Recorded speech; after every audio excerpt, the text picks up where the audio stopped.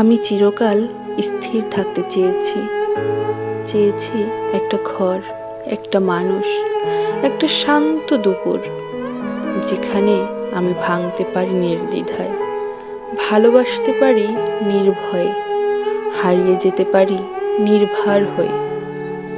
কিন্তু কেউ নেয়নি আমায়, না ঘর, না পথ, না পর্বত, না নদী, না ঢেউ, না তরঙ্গ, না তুমি কিংবা অন্য কেউ।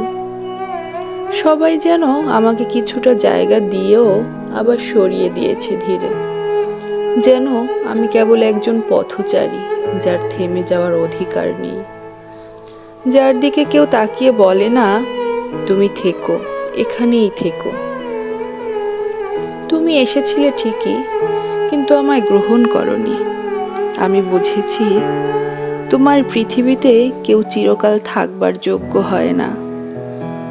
তবুও আমি চেয়েছিলাম কারোর চোখের কোণে একটু ঠাঁই, কারো কণ্ঠে একটা ডাক, যা আমাকে থামিয়ে রাখবে, যা বলবে তোমার যাওয়ার দরকার নেই আর।